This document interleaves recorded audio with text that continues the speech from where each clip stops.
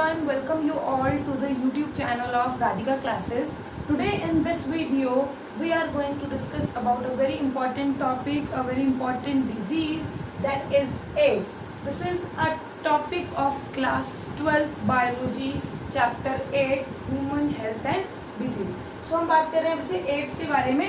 AIDS, first of all, full form acquired immunodeficiency syndrome. It is not a disease, it is a syndrome. Syndrome means group of symptoms. Group of symptoms means ये एक acquired, जो हमने lifetime में acquired किए immune system की deficiency है. And due to deficiency of immune system की deficiency होने की वजह से एंड वी आर बॉडी, हमारी बॉडी जो है वो इनवाइट कर रही है different pathogens, bacteria, virus, fungus को, माइन्यूट छोटे छोटे बैक्टीरिया से लेके हाई टॉक्सिक बैक्टीरियाज हमारी बॉडी में जब एंटर करेंगे हमारी बॉडी पे इफेक्ट करेंगे, क्योंकि उस टाइम पे हमारा इम्यून सिस्टम डेफिशिएंट है, इम्यून सिस्टम काम नहीं कर रहा है. तो इतनी सारी डिजीजेज होंगी, कोई भी पैथोजन जो हमारी बॉडी में एंटर करेगा तो वो डिजीज कॉज करेगा. But there is appearance of a group of symptoms, that's why it is called syndrome. It is not a disease, it is a syndrome.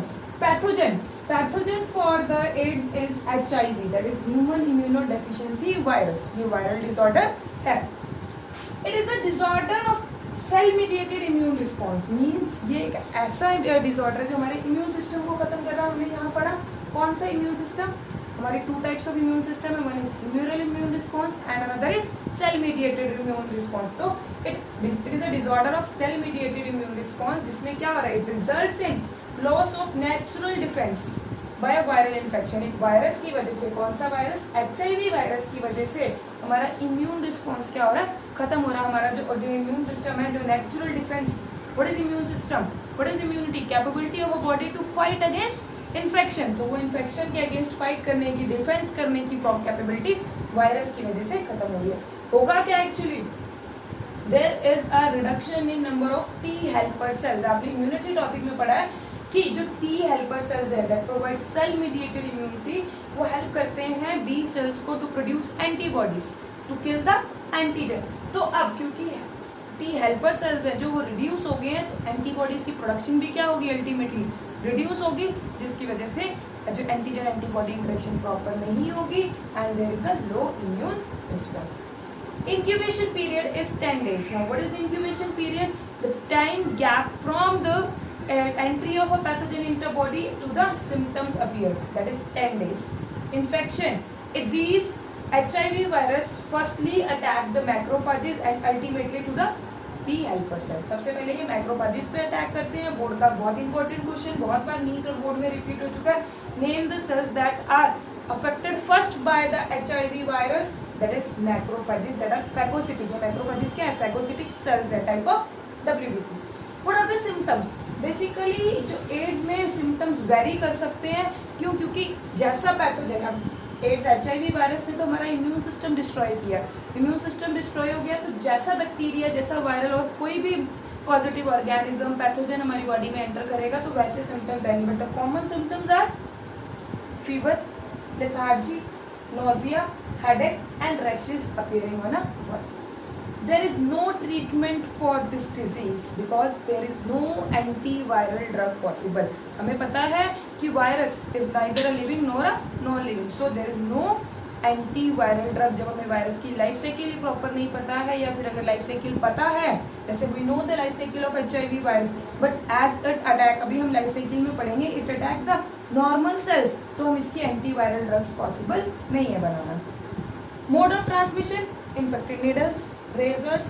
Actually it is a disorder of blood, तो ये blood से transfuse हो रहा है, तो infected needle, razor से, sexual contact with multiple partner हो रहा, unknown partner causes this. This transmit from one person to another person either through sexual contact or through blood.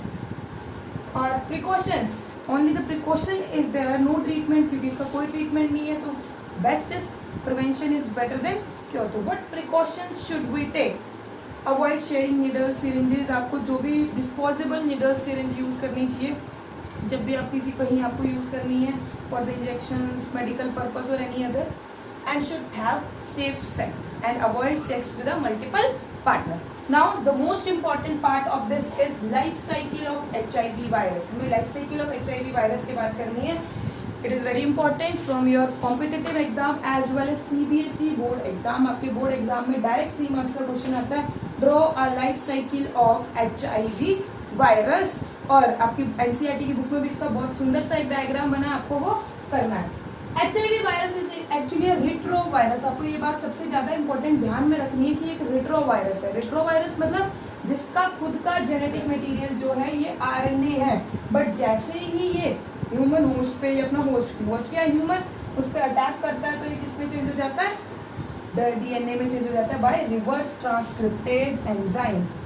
क्या हुआ कि first is integration, firstly attacks the host cell that is macrophages. जैसे ही attack किया protein code virus का बाहर रह गया, कौन आया, genetic material that is RNA, single stranded RNA जो है होस्ट में अटैक आया और उसने रिवर्स ट्रांसक्रिप्शन प्रोसेस से इसमें चेंज हुआ डबल स्ट्रैंडेड DNA में, and that double stranded DNA get incorporated in the genomic DNA, it incorporated in the genomic DNA of a host के DNA में एंटर हो गया।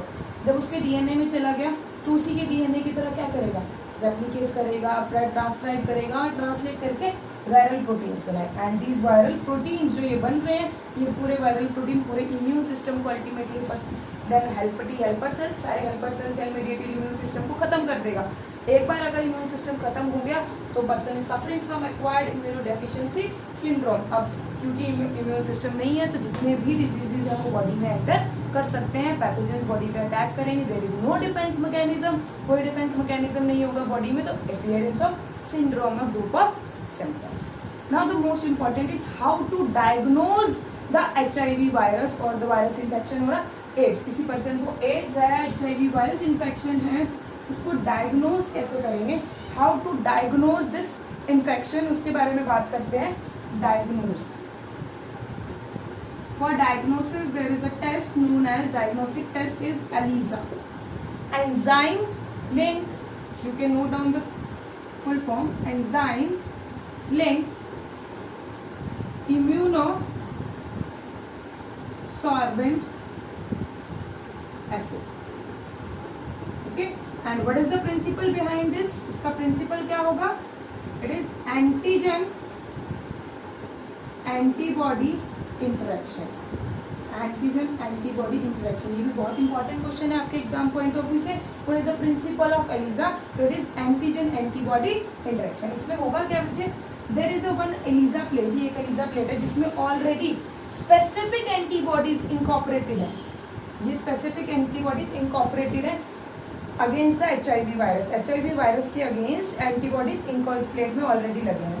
What we will do, we will take a sample, blood sample of a patient, उस blood sample में से हम क्या निकालेंगे, ब्लड प्लाज्मा को सेपरेट कर लेंगे बाय सेंट्रीफ्यूगेशन, और उस प्लाज्मा सेल्स को हम यहाँ पे जब डालेंगे तो अगर उसमें बच्चे एंटीजन, अगर पेशेंट का ब्लड जो ब्लड प्लाज्मा है वो पॉजिटिव है, मीन्स कंटेन HIV वायरस, तो HIV virus act as an antigen and binds to the antibody, and if there is no HIV virus in the body तो इन antibodies पे कोई भी एंटीजन बाइंड नहीं होगा। And then what we will do, we will wash out with water। Washing किस लिए कर रहे हैं, to remove the excess of antigen and the rest of the plasma cells. Okay, only the HIV antigen binds here and rest of the cells are washed off।